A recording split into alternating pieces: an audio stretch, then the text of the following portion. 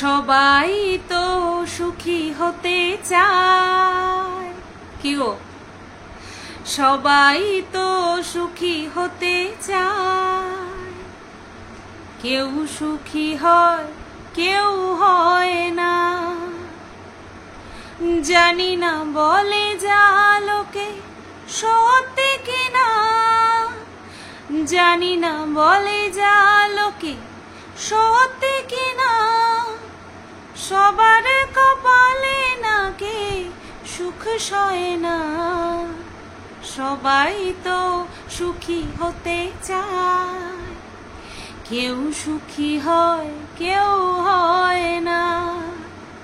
Hello বন্ধুরা, কেমন আছো সবাই? আশা করছি তোমরা সবাই ভালো আছো আর আমিও ভালো আছি। আজকের এই গানটা শুধুমাত্র আমার এই ভিডিও রিলেটেড নয়, প্রত্যেকটা মানুষের জীবনের ক্ষেত্রে এই গানটা কেউ না কেউ কখনো না কখনো শুনেছে আর ভেবেছে। যারা বাংলা ভাষাভাষী অবশ্যই তারা ভেবেছে সত্যি কেউ সুখী হয় কেউ সুখী হয় না। তো টাইটেল আর থাম্বনেল দেখে তোমরা বুঝতেই পেরে গেছো যে আজকে ভিডিও দিতে বসেছি একদম প্রমাণ সহ। আর সেটা অডিও নয়, অডিও বার্তা নয়, ভিডিও বার্তা। ভিডিওর মাধ্যমে অনেকের মুখে আজকে সপাটে চুমু দেব, ঠিক আছে? অনেকের মুখে আজকে সপাটে চুমু দেব। তো পুরোপুরি সেই প্ল্যানিং নিয়েই বসেছি, সেই প্ল্যান করেই বসেছি। তো তার জন্যই আজকে একদম এই ভিডিওটা আমার করার কথা ছিল, বা মনে মনে আমি ঠিক করেছিলাম দুদিন আগে করব, কিন্তু অত্যধিক ব্যস্ততার কারণে আমি করে উঠতে পারিনি। বাট আজকে এই ভিডিওটা করার একদম মোক্ষম টাইম। তার আগে বলি, কি দোষ ছিল আমার? কি দোষ ছিল আমার? কালকের থেকে আমার কানের মধ্যে শুধু এই কথাটাই বাজছে, কি দোষ ছিল আমার? যাই হোক, বাজতে থাকবে, যতবার কানের মধ্যে বাজবে ততবার আমার মুখ থেকে ফটাং করে বেরিয়ে পড়বে, ঠিক আছে? কি দোষ ছিল আমার? কি দোষ ছিল? যাই হোক, যেই ভিডিওর ক্লিপ তোমাদেরকে দেব সেই বিষয়ে যাওয়ার আগে একটা গুরুত্বপূর্ণ কথা অলরেডি হয়তো তোমরা জেনে গেছো, তারপরেও এই বিষয়টাকে উত্থাপন করে আমি কিছু কথা তোমাদেরকে বলতে চাই। সবাই তোমরা চেনো পরিচিত ফেস সুদীপা রান্নাঘর, সুদীপার রান্নাঘরের সুদীপা। তাকে যে জি বাংলা তার একটা অনুচিত কাজের জন্য বয়কট করেছে সেটা নিশ্চয়ই তোমরা সবাই জানো। কারণটা কি? যে একজন হিন্দু ধর্মাবলম্বী হয়ে, উপরন্তু ব্রাহ্মণ ঘরের মেয়ে হয়ে, তার নিজের টিভি শোতে, রান্নার যে টিভি শো রয়েছে সেখানটায় গোমাংস রান্নার কোপ্তাকারি দেখিয়েছে। আর তার জন্যই হিন্দু সনাতন ধর্মের পক্ষ থেকে প্রচণ্ড পরিমাণে সোচ্চার হয়েছে আর জি বাংলা চ্যানেল থেকে সুদীপাকে বয়কট করা হয়েছে। এই কথাটা হয়তো তোমরা অনেকেই জেনে গেছো, অথবা হয়তো অনেকে নতুন শুনছো, কারণ ভেরি রিসেন্ট ঘটেছে, তো তার জন্য আমি এটা বলছি। আর এটা আমার এই ভিডিওতে বা তোমাদের সামনে উত্থাপন করার একটাই কারণ যে ভুল, এত বড় ভুল ক্ষমার যে যোগ্য নয় সেটা কিন্তু দেখিয়ে দিল, সেটা কিন্তু আমরা দেখতে পেলাম। এরকম চারিদিকে জেনে শুনে, এটা হয়তো না জেনে করেছে, আমি তো বলবো না জেনে কখনোই করেনি, কারণ তার সামনে মেনু তো চলেই এসেছে যে আজকে এই রান্নাটা হবে, তাই না? আজকে এই রান্না হবে, তার কাছে সে তো জানতোই। তাহলে কি করে প্রথমত চ্যানেল অ্যালাউ করলো কি করে, তারপরে সুদীপা হোস্ট করলো কি করে? সুদীপার রান্নাঘরে সুদীপাই কি সবকিছু হ্যান্ডেল করে? কি কোন আইটেম রান্না হবে না হবে সেটা জবাবদিহি কি চ্যানেলকে করতে হয় না? তো যখন চ্যানেলকে জবাবদিহি করতে হয় না, আমি জানি না করতে হয় কিনা, আমি তো জানি আমি কারোর বাড়িতে ভাড়া থাকছি, তো সেই বাড়িতে আমার কিছু রুলস অ্যান্ড রেগুলেশন আছে, সেটাকে যদি আমার ব্রেক করতে হয় তাদেরকে জানাতে হবে, তাই না? তো ঠিক সেরকম জি বাংলা হচ্ছে সুদীপার একটা ঘরের মতন, যেখানে সে তার একটা কামরা বেছে নিয়েছে যার নাম হচ্ছে সুদীপার রান্নাঘর। তো সেখানে সে কি কাজ করছে না করছে সেটা নিশ্চয়ই বাড়িওয়ালাকে অর্থাৎ জি বাংলা চ্যানেলকে নিশ্চয়ই জানাতে হবে। জানি না জানিয়েছে কিনা, জানি না কোথা থেকে কি হয়েছে, সবটাই আমাদের সামনে আসবে। বিষয়টা হচ্ছে, তুমি যতই পরিচিত ফেস হও না কেন, তোমার যতই সুনাম থাকুক না কেন, বা তুমি যতই প্রভাবশালী ব্যক্তি হও না কেন, তুমি ক্ষমতার অপব্যবহার করছো, এক না এক সময় তোমাকে ফলভোগ করতেই হবে, এক না এক সময় তোমাকে ফলভোগ করতেই হবে। আজকে যে দামামা বাজাচ্ছে না, ক্ষমতার দামামা বাজাচ্ছে, আমি হ্যান করেছি, আমি ত্যান করেছি বলে বলে গলা ফাটিয়ে ফাটিয়ে নিজেও গলা ফাটাচ্ছে, আর কিছু অশিক্ষিত বড়বড়দের রেখেছে গলা ফাটানোর জন্য, তারাও গলা ফাটিয়ে ফাটিয়ে বলছে ওরে বাবা বিশাল ব্যাপার, একটা হনু, তাই না? এরকম একটা টাইপের কাজ চলছে। দেখো, আজকে আমি যাদেরকে ক্ল্যারিফাই করতে বসেছি, কারণ খুব খুব দম্ভের সঙ্গে বলছিল দেখা না, তো আজকে দেখাবো। তার আগে একটা কথা বলে রাখি, যদি সেই জায়গায় থাকতিস না, প্রত্যেকটা প্রমাণ তোদের হাতে তুলে দিতাম, প্রত্যেকটা প্রমাণ তোদের হাতে তুলে দিতাম, আর তোদেরকে বুঝিয়ে দিতাম যে তোরা লাইমলাইটে থাকার জন্য, কন্ট্রোভার্সি ছুড়িয়ে দেওয়ার জন্য এবং কন্ট্রোভার্সিতে থাকার জন্য তোরা কত বড় ভুল মানুষকে বেছে নিয়েছিস এবং কত বড় বিপাকে পড়তে চলেছিস, আমি সেটা তোদের কাছে মানে হ্যান্ড ওভার করে দিতাম। বুঝতে পেরেছিস? তো চলতে থাক, একটা সময় আসবে যখন আমার কথা তোরা দুজনে আলোচনা করবি, যে বলেছিল, অনেকবার হিন্টস দিয়েছিল। এখানে আমরা কেউ কারোর শত্রু নই, কিন্তু আমি দেখলাম আমাকে প্রত্যেকটা মানুষ তাদের চ্যানেল দাঁড় করানোর জন্য শত্রু তো শত্রু আমাকে ধ্বংস করার মুখে ঠেলে দিয়েছে। এক একজন এক এক রকম ভাবে আমাকে ধ্বংস করেছে। তো দেখ, ধ্বংস কে হয়, আমি হই না তোরা হস, সেটা সময় বলবে, কারণ তোদের পথটা ভুল আর তোরা নিজেরা নোংরা। তো এই ছিল একটা কথা, গুরুত্বপূর্ণ কথা। হ্যাঁ, তো এটা বললাম। এবার আসি আমি কোন বিষয়ে আজকে ক্ল্যারিফাই করতে বসেছি, উইথ ভিডিও ক্লিপ প্রুফ। আমাকে খুব করে বলা হয়েছে, নিশ্চয়ই তোমরা শুনেছ, তোর কিচ্ছু করতে হবে না, তোর কিচ্ছু করতে হবে না, তুই একদিন তোর শ্বশুর শাশুড়ি ননদ আর ননদের ছেলে, ননদের যে একটা মেয়ে আছে সেই মেয়েটার কথা কিন্তু বারবার বলেনি, ননদের ছেলের কথা বারবার বলেছে। তুই তোর শ্বশুর শাশুড়ি ননদ আর ননদের ছেলে এদেরকে নিয়ে একসাথে বসে একটু চা খেয়ে দেখাস, অন্য কিছু আর বেশি কিছু করতে হবে না। একটু চা খাচ্ছিস, একটু হাসাহাসি করছিস, গল্প করছিস, এইটুকু একটুখানি শেয়ার করে দেখাস তো। একবার না, বারবার বলেছে, বারবার বলেছে। আমার পুরনো ভিউয়ার্সরা বারবার গলা ফাটিয়েছে যে তোমরা সুতোপার পুরনো ভিডিও দেখো গিয়ে, সেখানে রয়েছে, সেখানে সবকিছু প্রমাণ রয়ে গেছে না। কারণ এক তো ভিউয়ার্স চেঞ্জ হয় অর্থাৎ নিত্য নতুন ভিউয়ার্স আসে। এবার তারা কিছু সব ভিউয়ার্স যে, সব সাবস্ক্রাইবার যে ভালোবেসে সাবস্ক্রাইব করে এমনটা কিন্তু নয়। কিছু সাবস্ক্রাইবার আছে যারা কিনা ও এটা বলছে, আচ্ছা এর আপডেট পাওয়ার জন্য একে সাবস্ক্রাইব করে রাখি, অর্থাৎ নেগেটিভ সাবস্ক্রাইবারও কিন্তু আমাদের আছে, প্রচুর পরিমাণে আমাদের নেগেটিভ সাবস্ক্রাইবার আছে। তো সেই কারণে তারা এসে কমেন্ট করে, এই তুই তো তোর শ্বশুর শাশুড়িকে নিয়ে খেতে পারিস না, আবার অন্যকে নিয়ে বড় বড় কথা বলিস, এরকম অজস্র কমেন্ট আসে। আমি কিন্তু তাদেরকে কোনো রকম কোনো আনসার ব্যাক করি না। কিন্তু এখানে যে কিনা আমার কাজটাকে মজবুত বলেনি, অথচ সারা দুনিয়ার এত মানুষের ঢল, তখন কেউ কাঁধ দেয়নি, এই আমার কাঁধেই কিন্তু মাথা রেখে কেঁদেছিল। আসলে এরা যে কত বড় অকৃতজ্ঞ এখন তো ধীরে ধীরে প্রকাশ পাচ্ছে, এখন ধীরে ধীরে সামনে আসছে, সবার সামনে আসছে যে কে কতখানি অকৃতজ্ঞ। শুধু যে আমার সাথে বেইমানি করেছে এরকমটা না, আরো অনেকের সাথে বেইমানি করেছে। কি দোষ ছিল আমার? ওই কানের মধ্যে বাজছে ওম মঙ্গলম মঙ্গলম এরকমের মতন ওই কথাটা বাজছে, কি দোষ ছিল আমার? তো যাই হোক, বেইমানি তোর রক্তে লেখা রয়েছে, বেইমানি তুই ছোট থেকেই মনে হয় করে এসেছিস, এই বুড়ো বয়সে কি করে ছাড়বি? এখন তো বেইমানিটা তোর একেবারে কি বলবো, রক্ত হয়ে গেছে।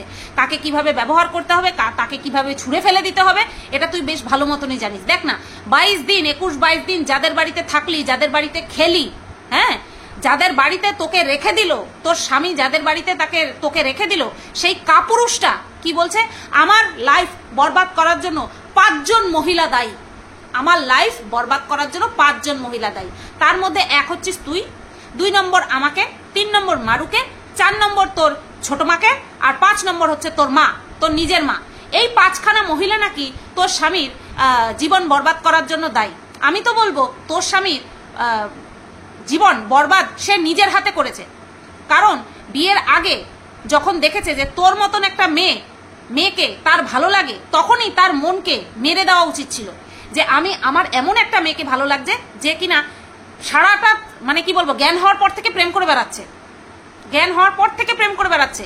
তোমরা ভাবো তো বন্ধুরা, কোনো জ্ঞান হুশ, আজকে অনেকে এই সতীর হাজবেন্ডের গুণগান করে, বিশাল গুণের কাজ করেছে, সংসার বাঁচিয়েছে, মেয়ের দিকে তাকিয়ে, সন্তানের দিকে তাকিয়ে সংসার বাঁচিয়েছে না, এটা ওর অভ্যাস।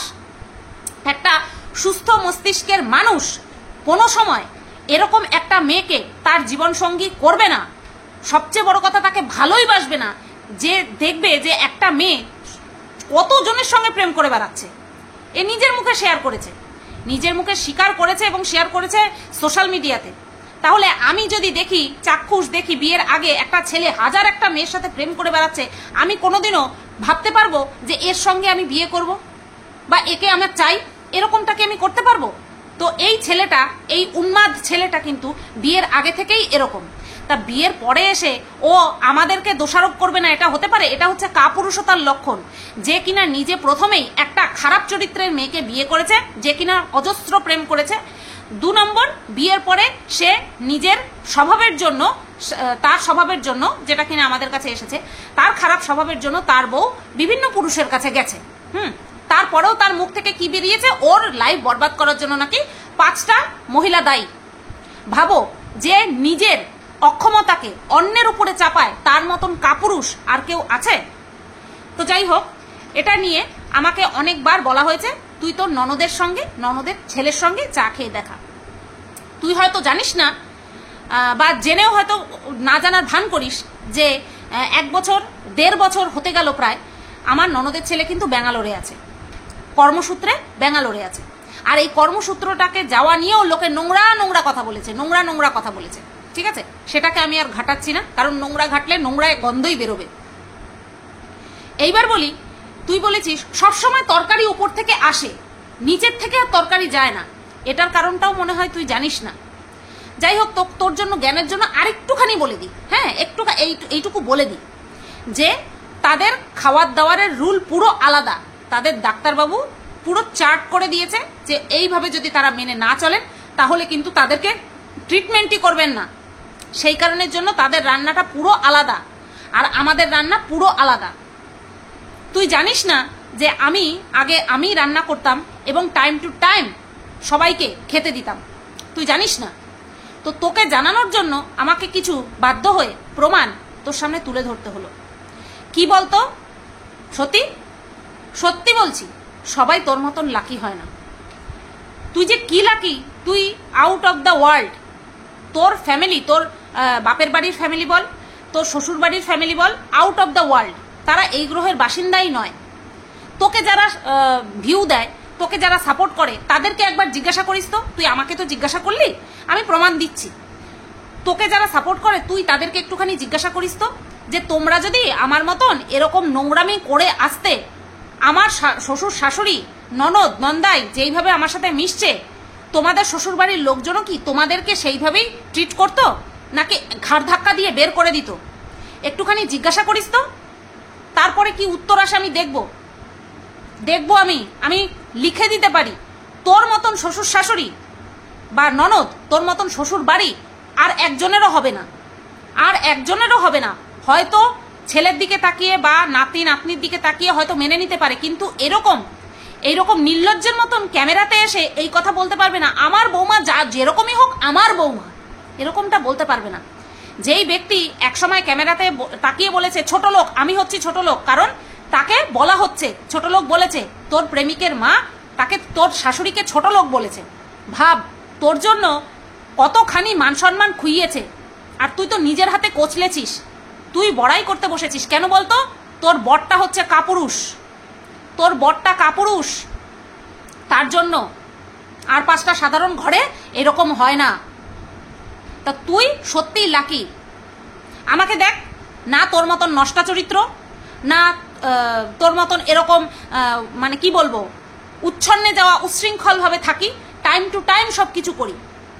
নিজেই তো দেখিস, টাইম টু টাইম ভিডিও দেওয়া, টাইম টু টাইম ফ্যামিলির কাজ করা, সংসারের কাজ করা, সব কিছু করি। তারপরেও না সেই জায়গাটা তৈরি করতে পারিনি। আমার মতন আরো 5টা মানুষ তুই পাবি যারা কিনা করেও সংসারে দাম পায়নি। আমার মতন বৌমা তুই পাবি, কিন্তু তোর মতন শ্বশুর বাড়ি আর তোর মতন বৌমা কিন্তু কেউ পাবে না, যে এত নোংরামি করে আসার পরেও বুক ফুলিয়ে চলে। বুঝতে পারলি? কি বলে জানিস এটাকে? বেহায়া।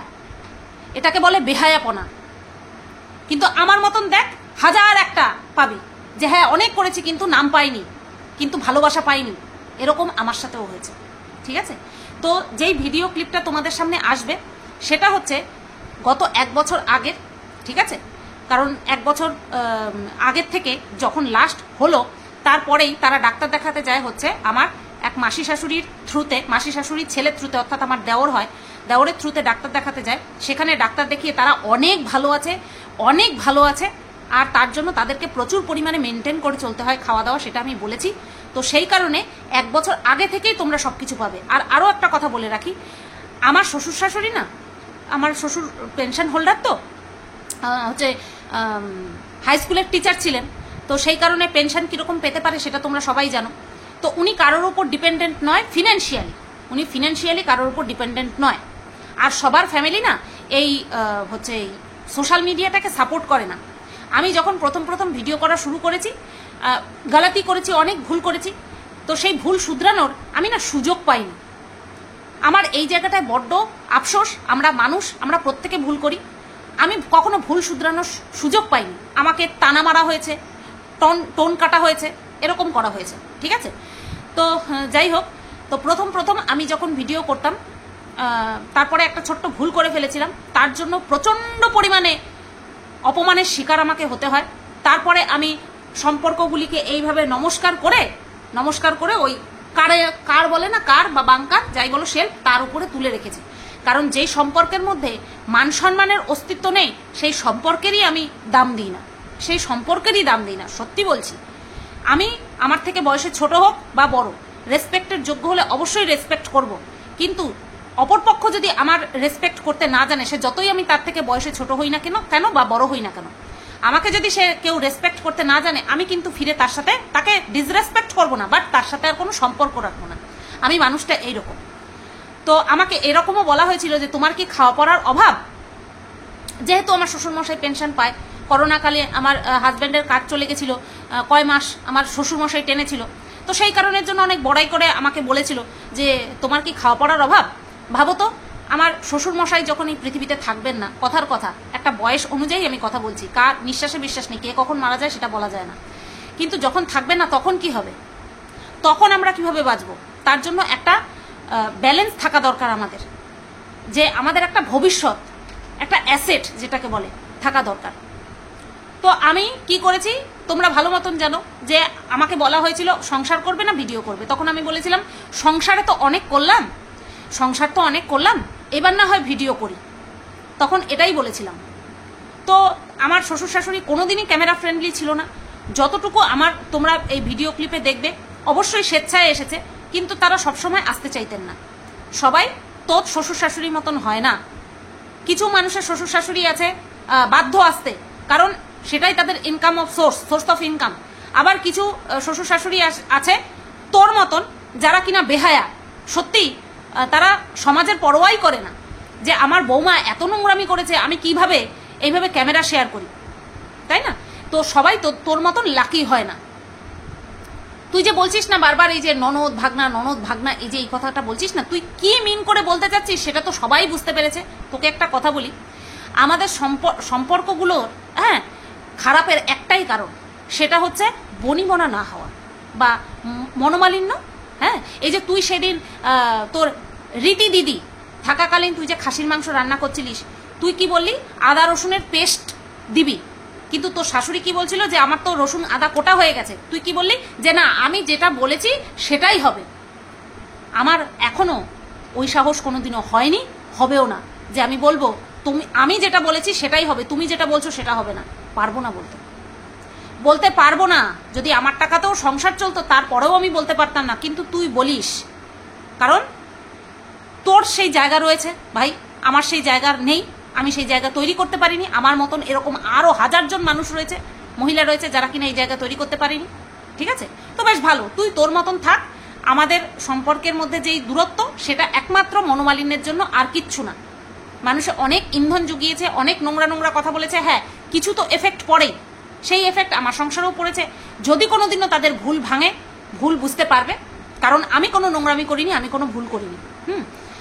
আমাকে অ্যাটাক করা হয়েছে, তবে কোনোদিনও আমি বলিনি যে আমার সম্পর্কগুলো নষ্ট হয়ে যাচ্ছে, যাদের জন্য হয়েছে আমি তাদের নামে কেস করব, কোনোদিনও বলিনি, কখনো বলিনি। তোদের মতন কোনো সময় সম্পর্ককে ঢাল করে তারপরে কাউকে শেষ করার কথা চিন্তাও করিনি, বুঝতে পেরেছিস? তো চল দেখে নে, সবাইকে দেখতে পাবি, ভালো করে চোখ খুলে দেখবি। আমারও একটা ভরা পুরা সংসার আছে, বুঝতে পেরেছিস? ভরপুর সংসার আছে, যেখানে তোদের মতন কেচ্ছা কেলেঙ্কারি নেই। তোর ফ্যামিলিতে তোর ননদ ভাই ডেকে ভাইকে বিয়ে করেছে, ভাই ফোঁটা দিয়ে তারপরে বিয়ে করেছে, তুই ভাই ডেকে তার সঙ্গে লটর ঘটর করে বেরিয়েছিস। তোর বাবা, তোর নিজের বাবা সে ছোট ছোট বাচ্চাদের সঙ্গে নোংরামি করতো, তোর নিজের মা বলেছে। তোর মা তোর বাবাকে ছেড়ে 12 বছর অন্যের সঙ্গে থেকে এসেছে, তার সঙ্গে আরো 3 জনের সঙ্গে সম্পর্ক করেছে। তো তোর যেই নোংরা ফ্যামিলি, আমার সেরকম নোংরা ফ্যামিলি নয়, আমার পরিষ্কার স্বচ্ছ ফ্যামিলি, ঠিক আছে? তো দেখে নে কিছু ভিডিও ক্লিপ, বন্ধুরা তোমরাও দেখে নাও, যারা নতুন আছে তোমরাও দেখে নাও। আমি যে ভিডিও ক্লিপগুলো দিয়েছি সেগুলো অনেক ভিডিও থেকে কালেক্ট করে করে দিয়েছি, কারণ একটা ভিডিও দিতে গেলে তো অনেক বড় হয়ে যাবে, তাই অনেক ভিডিও থেকে টুকরো টুকরো টুকরো টুকরো করে দিয়েছি। আরও এরকম অজস্র পার্ট রয়েছে, তো সেগুলো আর দিলাম না, কারণ তাহলে ভিডিও অনেক বড় হয়ে যাবে। তো চল দেখে নে। বলছিলিস না বারবার যে চা খাওয়া, দেখ শুধু চা খাওয়া না, ননদের সাথে বসে টেবিলে বসে ভাত পর্যন্ত খেয়েছি, ডাইনিং টেবিলে বসে লাঞ্চটাও করেছি, বুঝতে পেরেছিস? কিছু কিছু অংশ দিলাম। আর ননদের বাড়ি যে গেছিলাম সেই ভিডিও তো দিলামই না। একটু কষ্ট করে আমার ব্লগ চ্যানেলে 1 বছরের আগের ভিডিওগুলো দেখিস, বুঝতে পেরেছিস? চলো ভিডিও ক্লিপটা অ্যাড করলাম আর টাটা বলে দিলাম। তো এই ভিডিও ক্লিপটা দেখো, এটা আমার জীবনের সেরা সম্পদ। সেটা হচ্ছে আমার শাশুড়ি মা আমাকে ক্যামেরা ধরে দিয়েছে।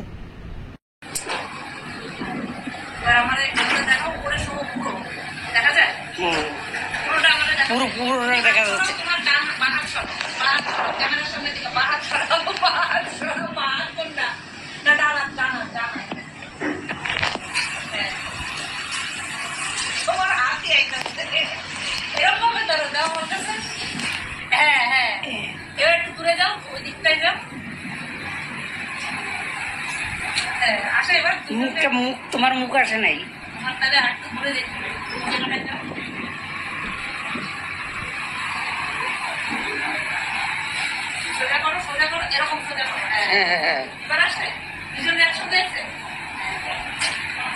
ঠিক আছে, বাবারও দেখো, বাবা বসে দিছে। এগুলো ভিডিও করতে হবে, ঘরে শিখে একটু করবা। আমার মায়ের দিয়ে ভিডিও করালাম, আর এই হচ্ছে নতুন বাবা, মানে নতুন, আবার নতুন করে বাবা হয়েছো তাই না? এখানটায় না, এখানে আমি আবার সামনেই বলে দেবো। তো এতক্ষণ আমরা ওই ছোট মেহমানকে নিয়ে, অতীতকে নিয়ে আমরা খুব ব্যস্ত ছিলাম। উপরে রেখে আসলাম, মানে দোতলায় মাসি শাশুড়ি, মেজো মাসি শাশুড়ি, আর এনাকে দোতলায় আর কি রেখে আসলাম মায়ের কাছে। আর আমার আরেক যা এই যে চলে এসছে, ডাক্তারের কাছে গেছিল একটু। আর পেছনে ওই যে মাসি শাশুড়ি, মেজো মাসি শাশুড়ি, আর এনাকে তো চেনোই তোমরা, আমার শ্বশুর শাশুড়ি। তা আমরা বসে একটুখানি গল্প করছি, আর এই রোগ নিয়ে কথা হচ্ছে, বুঝলে তো? আমি আবার রোগী বিশেষজ্ঞ, আমার সঙ্গে যা কথা হয় রোগীলের কথা হয়। তো চলো এই কথাই, এটাই হচ্ছে এখানে 3 বোন গল্প করছে, আর এই যে আমি আর মা দুজনে খেতে বসে পড়েছি। এই যে পাতা দেখো উঠছে হাওয়ায়, তো দুজনে এখানে বসে পড়লাম। বাবার খাওয়া হয়ে গেছে, আমরা দুজনে বসলাম। কোনো কিছু নাকি সরানোর আগে আমার তো জিজ্ঞাসা করতে হবে না? মা এগুলি কি গো? এটি কি? আমি তাই মনে করি শিল নোড়া না, উনান রয়েছে, উনান রয়েছে, রেখে দিও। সানসেটে রাখুন না, রাখলে ওই কাঠের ঘরে রাখুন এগুলি। তারপরে তোমার বিয়ের ওই যে হাতে নিয়ে বসে না ওটি ট্রাঙ্কের মধ্যে, তারপরে চাদর একটা কালো রঙের ওষারের মতন একটা কি ওটি তবলা রাখার, হ্যাঁ? রাজ্যের টুকরা টুকরা জামা কাপড় সব পলিথিনের মধ্যে রাখছো, এটি না? আপাতত ও হ্যাঁ, এটা তো নোংরা হয়ে গেছে, নোংরা হয়ে গেছে। মাংসর গন্ধে গন্ধে চলে আসিস, হ্যাঁ? ও কয় হ্যাঁ, তাও কয় না যে তোমরাই ডাকছো। গরম মশলা দাও। এটা কি নতুন জামা? সুন্দর লাগতেছে, আমার দিয়ে যাইস। তোর জামা আমার হবে, ইস কি আবার। হ্যাঁ আমি তো আর ওরকম না, আমার হয়ে যাবে। হ্যাঁ তো ওই যে দেখো উনি চলে এসছে, আসেনি গো, আমরাই ডেকে পাঠিয়েছি। সেই এখন তো আর দাদা নেই যে দাদা এসে নিয়ে আসবে, আর বাবাও খুব ব্যস্ত, সেই কারণে আনতেও পারে না। প্রায় খিদে পাইছে না? খিদে পাইনি।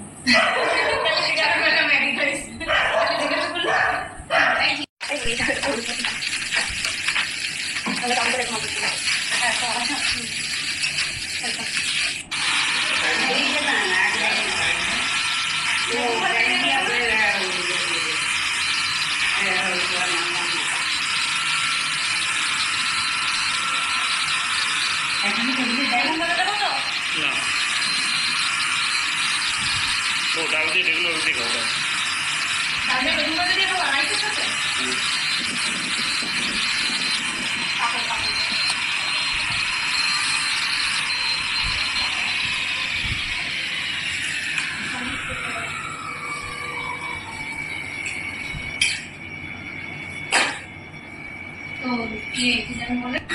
তো বন্ধুরা এখন বাজে 6:10 আর মশারি এখনো খুলিনি।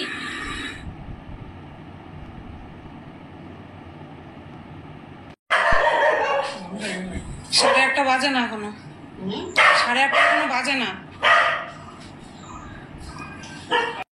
ওদিকে মা বাবাও নামছে।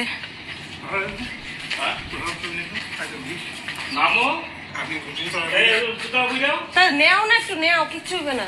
কি প্রসাদ কি করবে? মনারে দিবে।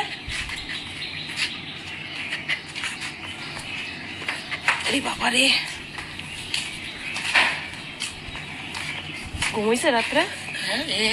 একটু না, আমারও না। 2টার পরে গিয়েছে তো লাগা। বন্ধুরা এখানে খুব স্বল্প সময়ের জন্য ভিডিওটা করেছিলাম, গাড়ি এসে দাঁড়িয়েছে, বুঝতেই পারছো সবাই ইমোশনাল হয়ে পড়েছিল, তাই বন্ধ করে দিতে হয়েছে। তো বন্ধুরা 6:30 বাজে, 6:28। এনারে নিয়ে আমি জামা কাপড় মেলতে আসছি আর শুরু হয়ে গেছে ওনার ঘৌ ঘৌ ঘৌ ঘৌ করা। ওর জন্য ওনারে আমি আজকে নিয়ে আসলাম, কারণ নিচে এখন কোনো কাজ নেই আর মেঘলা হয়ে আছে চারিদিক, ভালো লাগছে না। এখন বাজে কটা জানো? 11টা বাজে পাক্কা। আর রোদের হালকা হালকা ভাব আছে, আর জামা কাপড় অনেক রয়েছে, কারণ হচ্ছে তোমার আজকে জামা কাপড় কাচা হয়েছে, সেই কারণে। ওরে বাবা রে বাবা, কথাও বলতে দেয় না। আর সকাল সকাল চলে এসছে আমার, আরে বাবা রে দাঁড়া না, একটু কথা বলি। সকাল সকাল আমার ভাগ্নি চলে আসছে, আমার নন্দাই আর কি, আমার জামাইবাবু দিয়ে গেছে। আর ননদ আর ভাগ্নে আসবে দুপুরবেলা, আবার নন্দাইও আসবে, জামাইবাবু আসবে। ও সারাক্ষণ মুখে দিতে থাকে। ও 7 সকালবেলা এসছে, 6টার সময় পড়া ছিল প্রাইভেট, পড়ার ওখান থেকে একবারে চলে আসছে। দেখো না, এখনো মৌজা খোলে নাই ও। 11টা বাজে, আমরা কেউ খুলি নাই, আমরা সবাই শীতকা তৈরা বল। তো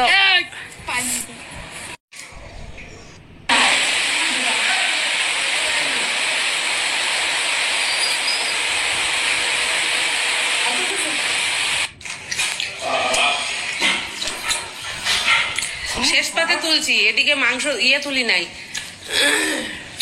মাছ তুলি নাই। কত দূরে বসে, এখন এই সাইডে আসলেই তো পারতাম, আমি তো এই তলায় পাতিও না।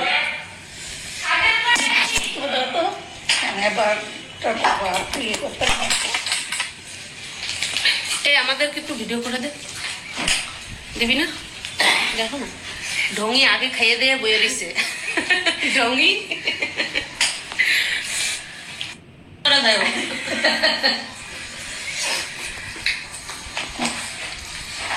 কতটা ভাত দিছিস?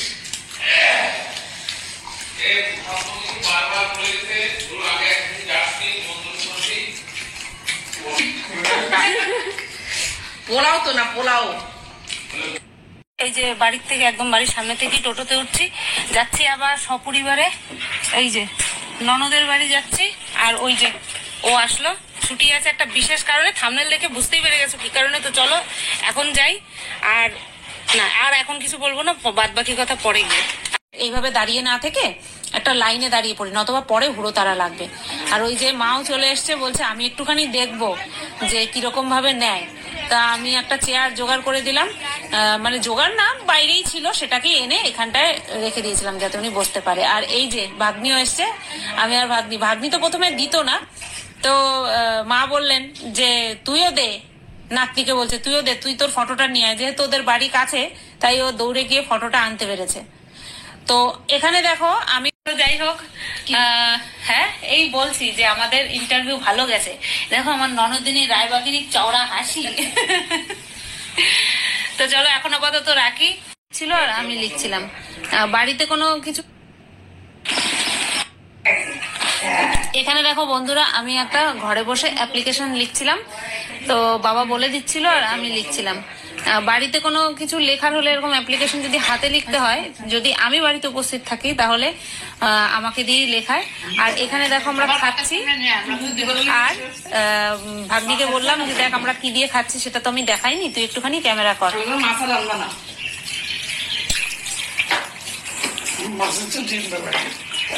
ভালো তো লাগে, খাইতে পারি না যে কি করতে।